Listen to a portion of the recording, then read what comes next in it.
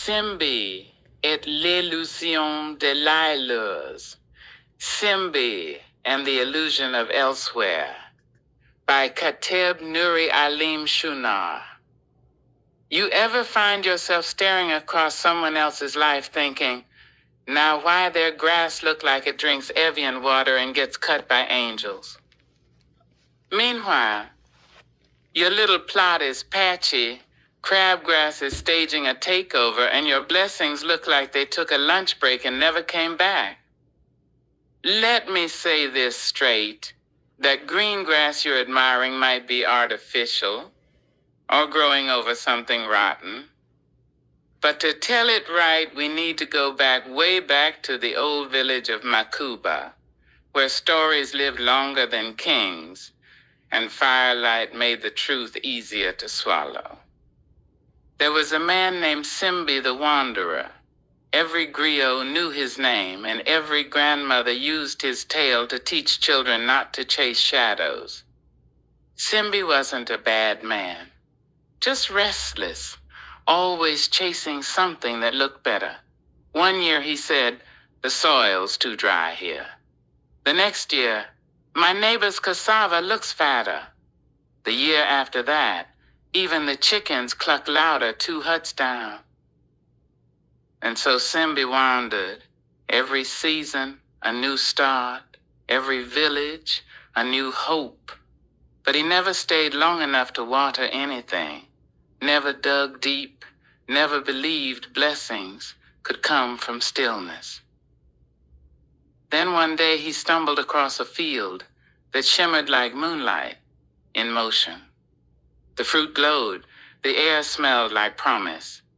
The trees leaned toward him like they were ready to welcome royalty. Simbi thought, aha, I finally found it. The land of milk, honey, and fewer responsibilities. He stepped in, and almost immediately, the fruit turned sour. The grass itched his feet. The trees whispered in a language he couldn't understand. And out from the center of the field appeared a spirit woman, regal, barefoot, and wrapped in gold that moved like smoke. She looked at him the way a mother looks at a child who's touched the stove one too many times. She said, "Simbi, you've passed up your blessings, mercy and grace, not because they weren't enough, but because they didn't entertain you." Whew. Simbi blinked like he'd been slapped by silence. The spirit continued. You rejected peace because it didn't sparkle. You left favor because it didn't shout. And now you stand here in a field that reflects your hunger, not your healing. See, Simbi ain't the only one who does this. We all get caught up in that illusion. We pass up what's sacred because it looks too ordinary. We treat divine grace like it's plain grits with no butter.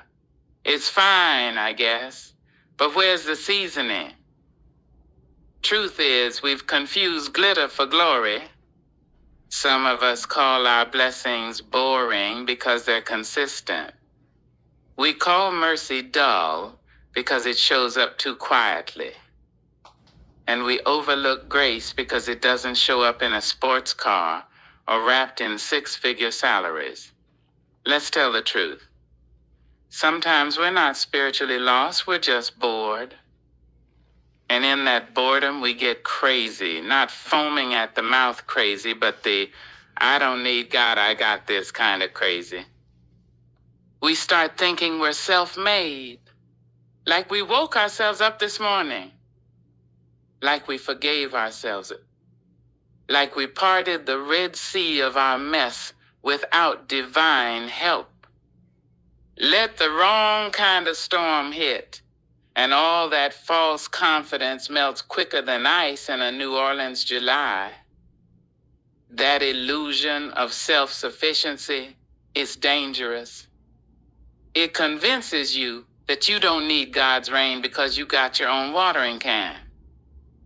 But when your can runs dry And you'll realize you've been living off borrowed dew. I've been there. I remember when I almost left everything.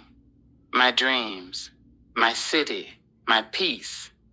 Thought a new location would fix a spiritual drought. Thought new people would replace purpose. I even looked up remote places in Africa where I could disappear and start fresh. But you can't outrun yourself. You can't U-haul away from your soul's calling.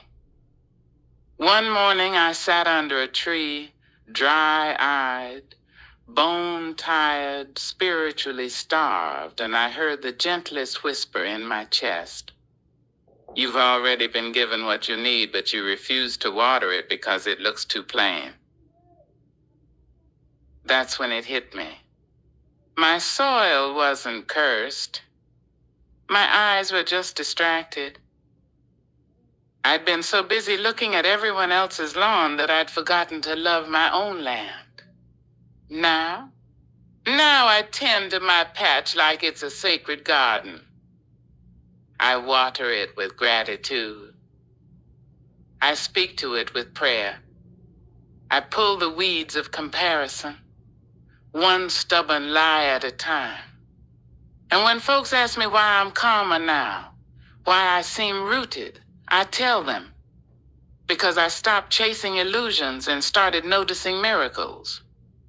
Simbi's story lives in all of us. That urge to wander, that thirst for more, that idea that peace lives in the next job, the next partner, the next zip code. But peace ain't on the other side. It's in the pause. It's in the soil under your feet. It's in the breath you just took without asking. So, stop calling your blessings boring. Stop calling your grace basic. Stop waiting for fireworks when the fire inside you just needs air. Water where you are. Honor what you have. And remember, the grass isn't greener. It's just someone else's view. But your soil is holy, and it's waiting on you.